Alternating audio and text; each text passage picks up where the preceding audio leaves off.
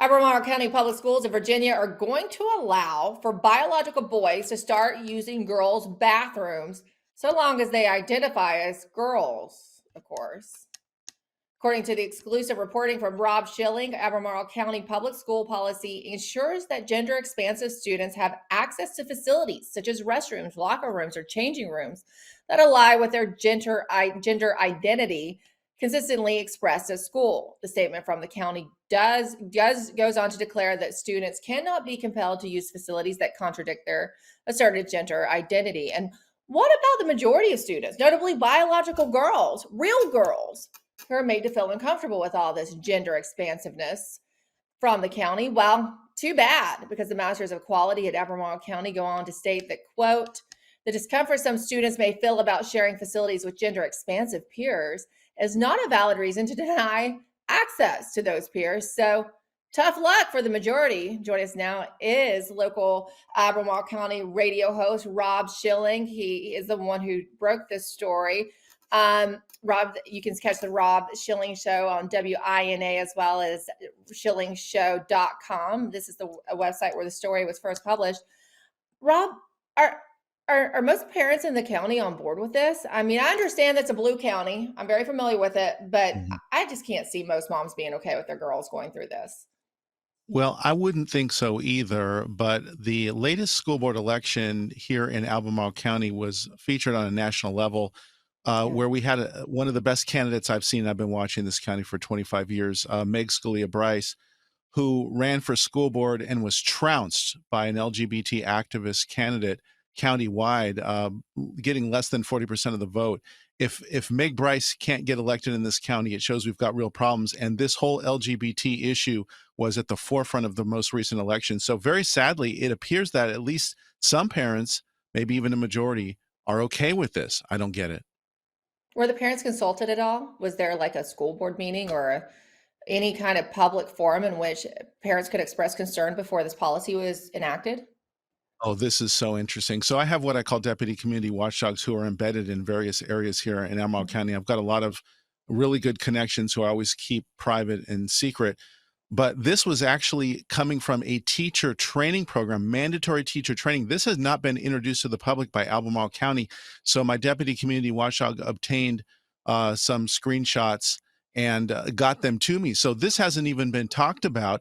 And not surprisingly, the local mainstream media has decided that they're going to ignore this story. Maybe after it appears on your show, Emerald, they're going to have to start paying attention, but they won't say a word about it. And they all monitor my website and my radio show.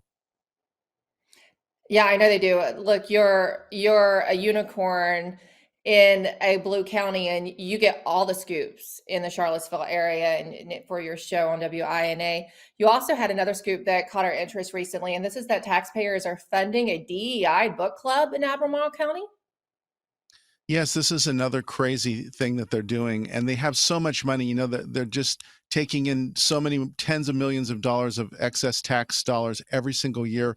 And they have a Department of Diversity, Equity, and Inclusion at the county level who's now putting forward a book club that's dealing with these topics. It's going straight through the Department of Equity and Inclusion in Albemarle County. And again, you know, if you want to read those books, that's fine. But this is going to the through the government as official government speak, and then it's taking on such topics as climate change as though there were no scientific opposition to their claims, and also feminism included. It's really difficult to live in this place, to pay these taxes, and to see them going to fund such programs. Yeah, that is definitely a hard one to watch too. But look, I'm a mother of a daughter. She's only 3. She's not in school yet. But that's a major concern to me, to think that my daughter would be in a facility or where she's, you know, vulnerable because of the nature of the facility, and that a boy could be in there with her. I just don't understand why there wouldn't be more backlash. Do you expect any backlash, Rob? Once Well, I more think parents when are it made gets out, aware? I think there will certainly be some parents who have backlash. And something else I'm going to break on your show right now, I haven't even posted yet on the blog, but I've become aware of this, that in Albemarle County schools, the teachers are being instructed to not tell the parents if there's gender identity, name changes, pronoun changes, in direct contradiction to the governor's model policies.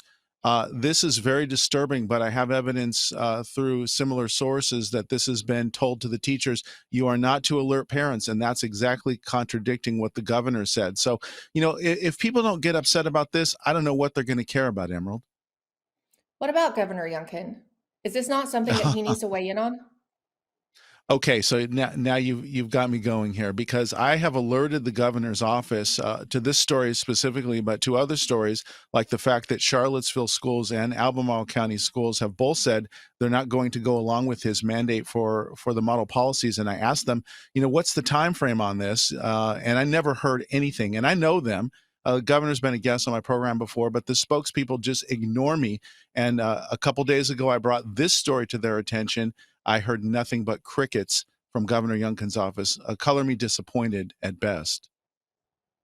That is very disappointing because look, It it was is. those mothers who expressed outrage over policies exactly like these that bolstered him to the governor's mansion. And I'm sure they're going to have something to say about this.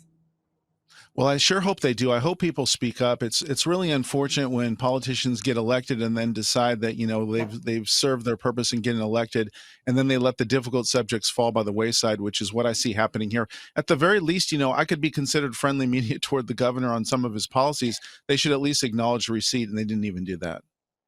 Yeah, they should at least acknowledge it. We'll see what they have to say when this segment gets posted. Thank you so much, Rob They Schilling. really It's so should. good to catch up with you. And look, if you're in the Albemarle County or you're in Charlottesville, or if you just want to follow what's going on, you got to go to schillingshow.com, follow Rob there, follow him on X, and of course, catching him on WINA every day of the week. It's good, or weekday. It's good to see you, Rob. Thanks for joining us. Emerald, thank you for the opportunity to tell your audience about this important story. I really appreciate it. Thank you. All right, good news. Mike Lindell is still running his $25 extravaganza where you can get our best MyPillow products, many of them for just $25. Be sure to go to mypillow.com, use the promo code TRUTH. Call the number at the bottom of the screen if that's better. The 800 number, use the promo code TRUTH. Tell them you want to use TRUTH to get your $25 extravaganza as well as a free gift with purchase. Thanks to Mr. Mike Lindell. Up next, we got our CCP Watch with Karen Kingston.